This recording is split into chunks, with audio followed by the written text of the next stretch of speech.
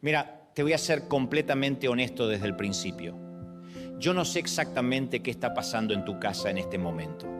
No sé si tu matrimonio está pasando por una temporada difícil. No sé si hay un hijo que te está quitando el sueño.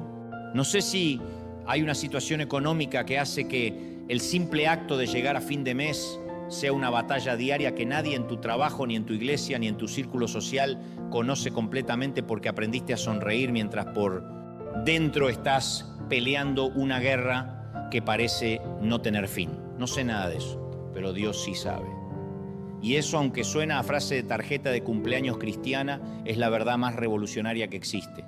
El Dios que creó el universo con una palabra, el Dios que sostiene los planetas en sus órbitas sin que ningún ingeniero de la NASA tenga que ir a darle cuerda a nada, ese mismo Dios esta mañana tiene sus ojos puestos en tu casa, en tu dirección específica, en tu familia específica, en los nombres específicos de las personas que amas y que a veces te desvelan.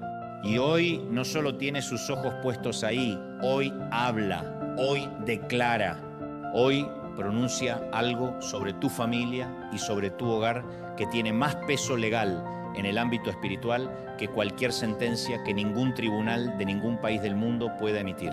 Porque cuando Dios habla, lo que dice se establece. Y cuando Dios declara protección, la protección no es una aspiración religiosa piadosa, es una realidad que el cielo y la tierra están obligados a reconocer. Eso es lo que vamos a recibir hoy.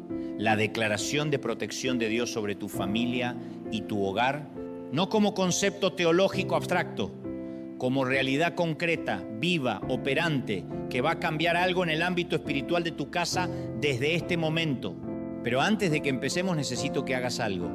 Ahora mismo, no cuando termine el video, ahora. Ve a los comentarios y escribe esta frase: mi familia está cubierta por la sangre de Jesús. Escríbela ahora porque dentro de 10 minutos el día te va a atrapar y se te va a olvidar. Dentro de 10 minutos vas a estar pensando en el trabajo, en los hijos, en lo que hay que hacer, y este momento de apertura espiritual va a quedarse sin esa declaración de fe que puede ser exactamente lo que alguien más necesita leer hoy. Así que antes de que eso pase, ve a los comentarios y escribe: mi familia está cubierta por la sangre de Jesús. Yo espero, hazlo ahora mismo. Y mientras lo haces, te cuento que en la descripción de este video hay recursos que van a transformar la manera en que cubres espiritualmente a tu familia cada día. E-books de guerra espiritual para el hogar, audios de oración que puedes poner en tu casa mientras duermes o mientras te preparas para el día, y videos de oración de protección familiar que personas de más de 40 países están usando ahora mismo para levantar un muro espiritual alrededor de sus hogares, todo con hasta un 50% de descuento. Cuando termines de orar conmigo hoy, ve a la descripción y mira lo que hay. Ahora oremos. Padre, vengo a ti esta mañana con una audacia que no nace de mi propio mérito, sino de la invitación que tú mismo extendiste cuando dijiste en Hebreos 4:16. Acerquémonos pues confiadamente al trono de la gracia para alcanzar misericordia y hallar gracia para el oportuno socorro. Confiadamente. Esa palabra en el griego original es parresía, libertad de hablar, franqueza, la confianza del hijo que entra a la habitación de su padre sin tocar la puerta porque sabe que es bienvenido. Esa es la confianza con que vengo esta mañana. Y vengo con una petición que creo que está en el corazón de todo padre, de toda madre, de todo cónyuge que ama, de todo hijo que cuida a sus padres. Vengo a pedirte que protejas lo que me diste, que cuides lo que pusiste en mis manos, que declares tu señorío sobre el espacio físico y espiritual que llamamos hogar, que seas la muralla de fuego alrededor de mi familia que el profeta Zacarías vio cuando Dios le dijo en el capítulo 2, versículo 5, yo seré para ella, dice el Señor, muralla de fuego en derredor y para gloria estaré en medio de ella. Muralla de fuego. Eso no es metáfora de domingo. Eso es la declaración del Dios que entiende que su pueblo necesita protección real en un mundo que tiene peligros reales. Y el mismo Dios que fue muralla de fuego alrededor de Jerusalén puede ser muralla de fuego alrededor de mi casa, de mi matrimonio, de mis hijos, de mis padres, de todo lo que llevo en el corazón esta mañana. En el nombre de Jesús que en Juan 17 oró específicamente por la protección de los suyos, cuando dijo al Padre: no te pido que los saques del mundo, sino que los guardes del mal. Esa oración sumo sacerdotal de Jesús sigue activa hoy. Jesús oró por la protección de los que le pertenecen, y los que le pertenecen incluyen a mi familia. Esa oración de Jesús sigue vigente porque Hebreos 7:25 dice que vive para siempre para interceder por nosotros. Está intercediendo ahora mismo, por mí, por los que amo. Señor, quiero comenzar hablando de algo que creo que necesita ser dicho con claridad antes de entrar en la oración por la protección del hogar. Necesito hablar de por qué la familia es el objetivo número uno del enemigo. Porque cuando entiendes por qué algo es atacado, entiendes por qué necesita ser protegido. Y cuando entiendes el nivel de amenaza que existe, deja de ser opcional el nivel de cobertura que buscas. Mira, el enemigo no es idiota. De hecho, el problema con el enemigo es que es inteligente y estratégico y lleva mucho más tiempo en esto que cualquiera de nosotros. Y su estrategia número uno no es la tentación directa al individuo, aunque eso también hace. Su estrategia número uno es la destrucción de la familia.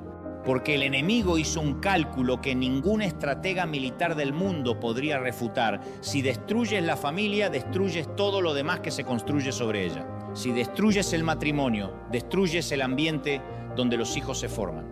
Si destruyes el ambiente donde los hijos se forman, produces una generación herida que forma matrimonios rotos, que producen familias disfuncionales, que generan la siguiente ola de destrucción. Es el plan de ataque más eficiente que existe porque se autoperpetúa. Una familia destruida tiende a producir familias destruidas en la siguiente generación si no hay intervención. Y por eso Génesis 2 pone la institución del matrimonio antes de la caída, antes de que hubiera pecado, antes de que hubiera nada que corregir. El matrimonio no fue creado como solución al pecado, fue creado como expresión del diseño original de Dios para la humanidad. Como el espacio donde el ser humano podía reflejar la relacionalidad de un Dios que en sí mismo es comunidad, Trinidad, relación eterna entre el Padre, el Hijo y el Espíritu Santo. La familia no es una invención cultural, es una institución divina. Y todo lo que es divino en origen tiene un enemigo que quiere destruirlo. Pero aquí viene lo que el enemigo no te cuenta cuando te está atacando, que tiene limitaciones, que no es omnipotente, que no es omnisciente, que no es omnipresente, que solo puede estar en un lugar a la vez y que por eso opera con delegados que son legión, pero que tienen un jefe que no tiene los atributos que tiene Dios. Y que el Dios que protege a tu familia no tiene ninguna de esas limitaciones. Ve todo, está en todo lugar, tiene todo el poder y decidió usar ese poder a favor de los que le buscan. Mira, te voy a decir algo que quizás nadie te ha dicho de esta manera. La familia de fe no es una familia sin problemas. Es una familia con recursos que ninguna familia sin fe tiene disponibles. La diferencia no está en la ausencia de tormentas, está en el tipo de barco con que navegas las tormentas. Y la familia que navega con Dios tiene un barco que puede atravesar lo que el barco de cualquier otra familia no puede atravesar. No porque los miembros de esa familia sean superiores a los de cualquier otra, sino porque el capitán de ese barco es el que dijo en Marcos 4, cállate, enmudece al mar que rugía. Y cuando ese capitán habla, los mares obedecen. Señor, que quienes están en esta oración entiendan esta mañana con una claridad que les cambie la perspectiva, que la protección que buscamos no es un privilegio para pocos elegidos religiosos, es la herencia normal del Hijo de Dios que entiende lo que le pertenece y que lo reclama por fe. Que el hogar cubierto por Dios no es el hogar perfecto, sino el hogar consagrado. El que dijo, Señor, esta casa es tuya, este matrimonio es tuyo, estos hijos son tuyos. Y en esa entrega recibe la cobertura que ningún esfuerzo humano puede proveer. Voy a contarte algo que me parece fascinante de la Biblia y que tiene todo que ver con lo que estamos orando hoy. En Éxodo 12, cuando Dios iba a ejecutar el juicio sobre Egipto y a liberar a Israel de la esclavitud, dio una instrucción específica para la protección de cada familia israelita. No dijo, reúnanse en el templo y yo los protegeré ahí. Dijo, pongan la sangre del cordero en los dinteles y en los postes de sus puertas. La protección fue asignada al hogar, a la unidad familiar. La sangre iba en la puerta de cada casa. Y la promesa fue que cuando el ángel destructor viera la sangre, pasaría de largo, que el instrumento del juicio que tenía poder para tocar a cualquier primogénito de Egipto, al ver la señal de la sangre en la puerta, no tenía acceso. La sangre era la línea que ningún poder de destrucción podía cruzar. Y eso que fue literal esa noche en Egipto es principio espiritual hoy. La sangre de Jesús aplicada sobre el hogar por la fe del creyente es la señal que declara que este espacio está cubierto, que aquí hay cobertura divina, que lo que venga en contra de esta familia tiene que pasar primero por la sangre del Cordero que fue inmolado desde antes de la fundación del mundo. Eso es lo que estamos haciendo esta mañana. Aplicar la sangre, declarar la cobertura, establecer la señal espiritual que dice que este hogar tiene dueño y que el dueño es Dios. Señor, en el nombre de Jesús, aplico la sangre del Cordero sobre mi hogar ahora mismo, sobre la puerta principal, sobre cada entrada, sobre cada habitación, sobre el espacio donde dormimos, sobre el espacio donde comemos, sobre el espacio donde los hijos hacen sus tareas y sus juegos, sobre el espacio donde la pareja tiene sus conversaciones íntimas y sus desacuerdos y sus reconciliaciones. Sobre cada rincón de este hogar, la sangre de Jesús es aplicada esta mañana como señal de cobertura y de señorío. Y declaro que toda fuerza que se haya asignado para operar en contra de mi familia tiene que pasar por esa sangre para llegar a nosotros. Y ninguna fuerza creada tiene poder para atravesar la sangre del Creador, ninguna. Eso no es bravuconería espiritual.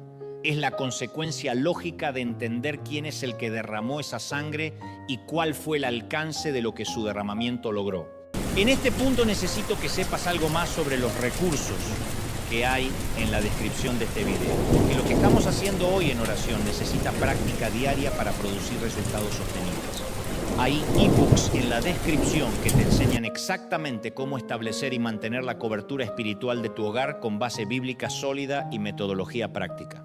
Hay audios de oración de protección familiar que puedes reproducir en tu casa mientras duermes, mientras cocinas, mientras los niños hacen la tarea, saturando el ambiente de tu hogar con la presencia de Dios de manera continua. Y hay videos de oración de guerra espiritual para el hogar que van directamente a las raíces de los ataques más comunes contra las familias. Todo con hasta el 50% de descuento ahora mismo. Vea la descripción después de esta oración. Lo que hay ahí puede cambiar la atmósfera de tu hogar de manera permanente. Sigamos. Padre, quiero hablar ahora de algo que creo que está presente en muchos hogares de creyentes que oran y que sirven y que sin embargo sienten que hay algo que no termina de funcionar en la atmósfera de su casa. Quiero hablar de las puertas abiertas, porque la protección espiritual del hogar funciona mejor cuando las puertas que no deberían estar abiertas están cerradas. Y hay puertas que se abren en los hogares de maneras que los dueños del hogar a veces no reconocen como puertas. Hay puertas que se abren a través de objetos que entraron al hogar sin que nadie examinara su historia espiritual. Estatuillas compradas en un mercado de artesanías de un lugar donde el ocultismo es parte de la cultura. Cuadros o adornos que fueron regalados por personas que operan en prácticas contrarias a la fe. Libros de esoterismo que alguien dejó en la casa. Juegos que parecen inofensivos pero que tienen una filosofía espiritual que abre puertas que no deberían abrirse. Hay puertas que se abren a través del pecado habitual no confesado. Efesios 4, 26 y 27 dice: no se ponga el sol sobre vuestro enojo ni deis lugar al diablo. Dar lugar, crear espacio. Cuando el enojo no procesado, el resentimiento cultivado, la falta de perdón mantenida viven en el hogar, están creando espacio para que algo que no debería estar ahí encuentre su dirección. Hay puertas que se abren a través del contenido que entra al hogar, a través de las pantallas. Yo sé que esto puede sonar anticuado, pero no lo es. El contenido que consumes tiene un efecto sobre el estado espiritual de tu hogar. No porque Dios tenga miedo de que veas una película de suspenso, sino porque hay tipos de contenido que normalizan filosofías, que glorifican lo que Dios abomina, que presentan como entretenimiento neutro lo que en realidad está formando la cosmovisión de los miembros de tu familia de maneras que no siempre son evidentes en el momento, pero que son reales.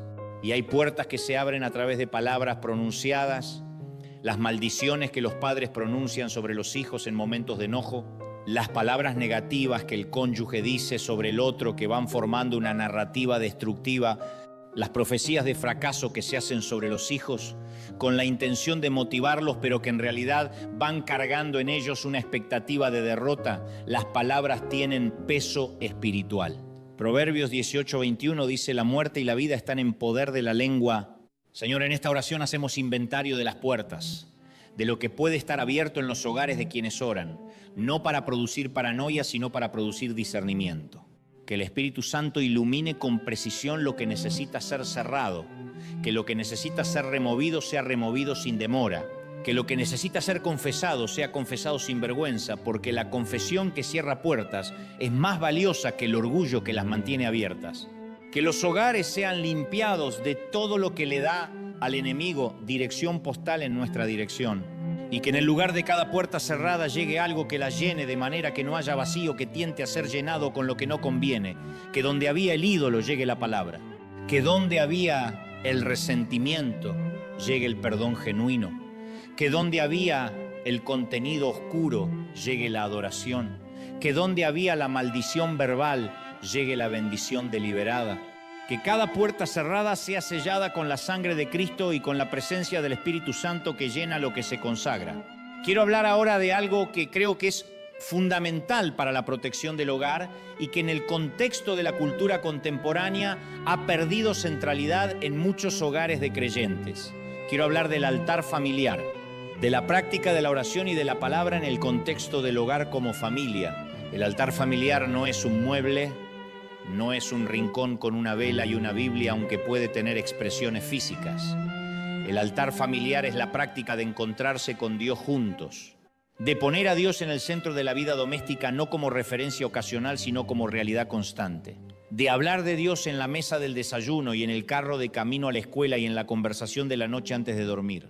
De orar juntos no como ritual vacío, sino como la expresión natural de una familia que sabe que necesita a Dios de manera práctica y constante. Deuteronomio 6, contra 6 al 9 es la instrucción más antigua y más clara que existe sobre esto. Y estas palabras que yo te mando hoy estarán sobre tu corazón y las repetirás a tus hijos y hablarás de ellas estando en tu casa y andando por el camino y al acostarte y cuando te levantes. Las atarás como una señal en tu mano y estarán como frontales entre tus ojos y las escribirás en los postes de tu casa y en tus puertas. La palabra de Dios en la entrada, en la salida, en los movimientos del hogar. Integrada en la vida cotidiana de manera tan natural como el desayuno. Eso es el altar. No la performance religiosa de la familia perfecta que lee el devocional en la mesa sin que nadie se distraiga, sino la integración real de Dios en la conversación doméstica.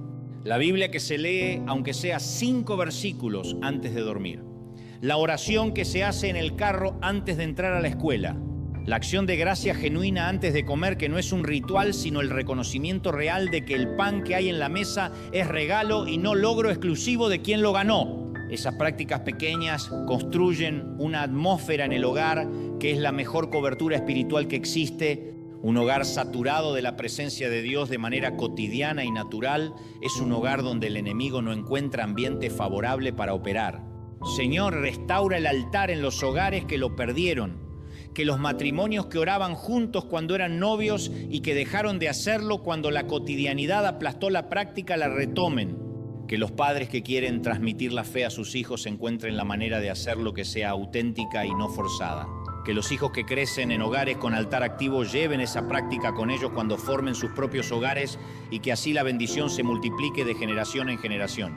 Que el hogar sea el lugar donde Dios es más real y no menos real que en cualquier otro lugar. Que la familia que reza junta permanezca junta, no sea solo un dicho pegado en el refrigerador, sino una realidad vivida en los hogares de los que están en esta oración. Voy a hacer una pausa aquí porque creo que hay algo que necesitas saber sobre los recursos en la descripción de este video que tiene que ver directamente con lo que acabamos de hablar sobre el altar familiar. Hay un ebook específico sobre cómo restaurar y mantener el altar familiar con metodología práctica, versículos específicos y estrategias que funcionan incluso para las familias más ocupadas y más complicadas. Hay audios de oración para el momento específico del altar familiar que puedes usar como guía cuando no sabes cómo empezar. Y hay videos de oración para diferentes situaciones del hogar que puedes incorporar a tu práctica familiar regular. Todo con hasta el 50% de descuento. Porque la familia que invierte en su armamento espiritual es la familia que permanece en pie cuando el mundo tiembla. Vea la descripción cuando terminemos. Continuemos. Padre, quiero interceder ahora por situaciones específicas que sé que están presentes entre los hogares de quienes están en esta oración. Porque la protección del hogar no es un tema genérico y abstracto. Tiene nombres y fechas y situaciones concretas. Y la oración que llega a lo específico tiene un poder que la oración genérica no alcanza. Hay hogares en esta oración que están en guerra, no en guerra metafórica, en guerra real, donde la tensión es tan densa que se puede cortar con una espada, donde las conversaciones que empiezan normalmente terminan en explosión, donde los hijos aprenden antes de poder leer que en esta casa el ambiente puede cambiar de tranquilo a peligroso en cuestión de segundos, donde los adultos han construido sistemas de supervivencia emocional para navegar una convivencia que duele más de lo que da vida. Señor, por esos hogares, por los matrimonios que están en el punto de quiebre, que han llegado a ese lugar donde ya no saben si tienen más razones para quedarse que razones para irse, que han tenido las conversaciones que creían que nunca iban a tener, que han dicho cosas que saben que no se pueden desdecir aunque quieran, que miran a sus hijos y piensan en ellos y ese pensamiento es lo que los mantiene intentando aunque el intento se siente cada vez más agotado. Para esos matrimonios vengo a declarar que el Dios que en Caná convirtió el agua en vino, que cuando el vino de la celebración se acabó, actuó con un milagro que salvó la fiesta, puede hacer lo mismo cuando el vino del amor matrimonial parece haberse acabado. Puede convertir la frialdad en calidez, la distancia en cercanía, el resentimiento acumulado en el perdón genuino que libera a ambos. No porque sea fácil, no porque no cueste, sino porque el Dios que prometió lo que juntó no lo separe. Ningún hombre tiene el poder de mantener unido lo que la carne y el enemigo trabajan para separar. Que en ese matrimonio que está en guerra haya esta semana un momento diferente, una conversación donde algo se rompe de manera diferente a como se ha estado rompiendo, una vulnerabilidad que se comparte donde antes había solo armadura, una lágrima que cae en el lugar correcto en el momento correcto, un gesto pequeño que recuerda por qué comenzó todo. Que el Espíritu Santo, que es el mejor consejero matrimonial que existe, haga en ese matrimonio lo que ningún terapeuta, aunque los buenos terapeutas también son instrumentos de Dios, puede hacer por sí solo. Por los hijos que están viviendo en hogares en guerra, que absorben el conflicto con una sensibilidad que los adultos subestiman, que aprenden sobre el amor y sobre la seguridad y sobre las relaciones desde lo que ven en sus padres, independientemente de lo que sus padres dicen sobre el amor y la seguridad y las relaciones.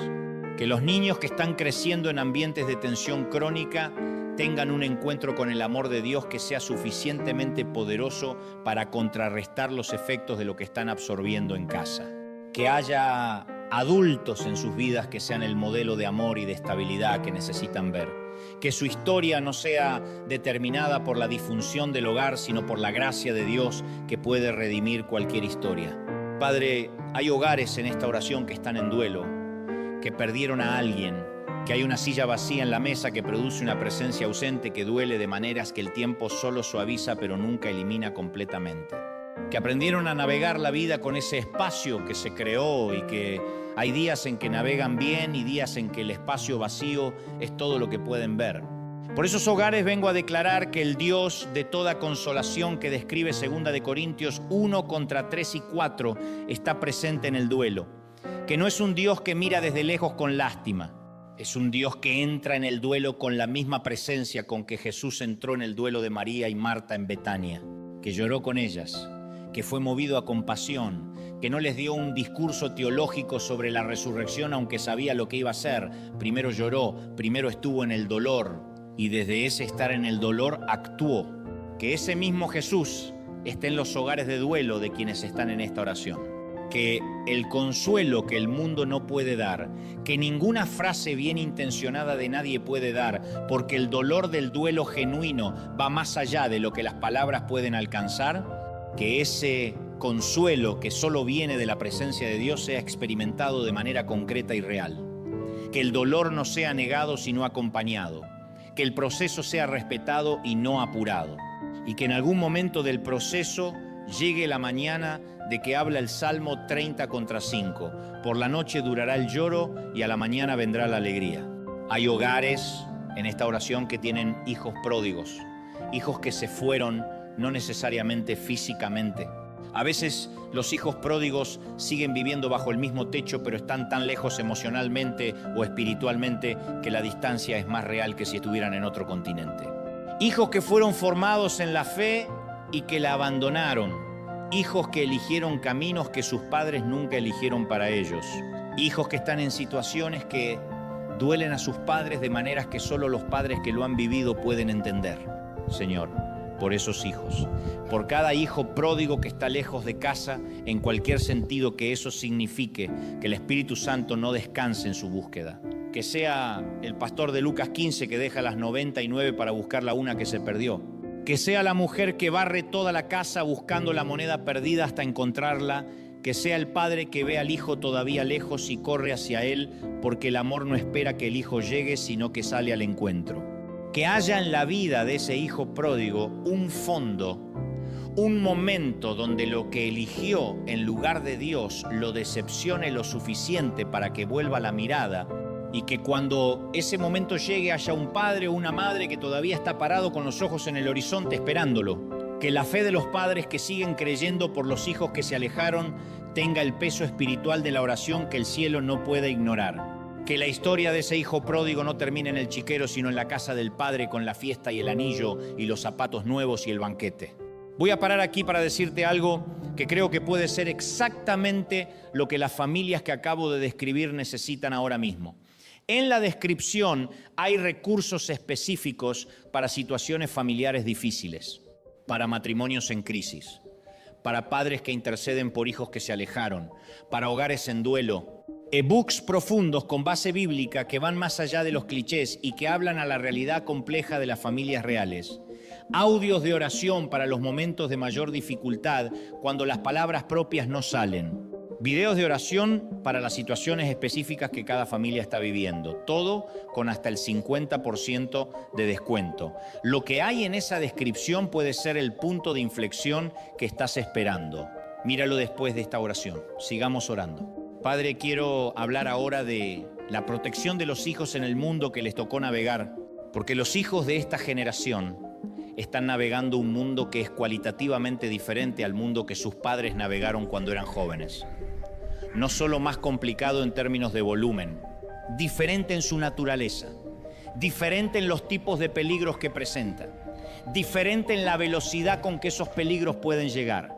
El adolescente de hoy tiene en el bolsillo un dispositivo que le da acceso sin filtro a la totalidad de lo que la humanidad ha producido en términos de contenido, lo bueno y lo malo, lo edificante y lo destructivo, lo que forma el carácter y lo que lo deforma. Y ese acceso, que en el mejor de los mundos podría ser una herramienta extraordinaria de aprendizaje y de conexión, en el mundo real es una fuente de exposición a influencias que ningún padre puede supervisar completamente y que están formando la cosmovisión de los jóvenes de maneras que los padres a veces no perciben hasta que el efecto ya es visible. Las redes sociales que producen comparación crónica y desvaloración sistemática, el contenido que normaliza filosofías destructivas, los grupos y comunidades online donde los jóvenes encuentran pertenencia, pero donde esa pertenencia tiene un precio que se paga en términos de valores comprometidos. Los influencers que tienen más autoridad sobre la cosmovisión de un adolescente que sus propios padres, porque el adolescente pasa más horas consumiendo su contenido que hablando con sus padres. Las relaciones digitales que pueden tener consecuencias muy físicas y muy reales. Y en medio de todo eso, los padres tratando de proteger con herramientas que fueron diseñadas para un mundo diferente, tratando de poner límites en un contexto donde los límites son más difíciles de establecer y de sostener que en cualquier generación anterior. Tratando de transmitir valores en una cultura que tiene un volumen de mensajes contrarios que simplemente por su volumen y por su consistencia y por su ubiquidad tienen una ventaja de alcance que el hogar solo no puede neutralizar.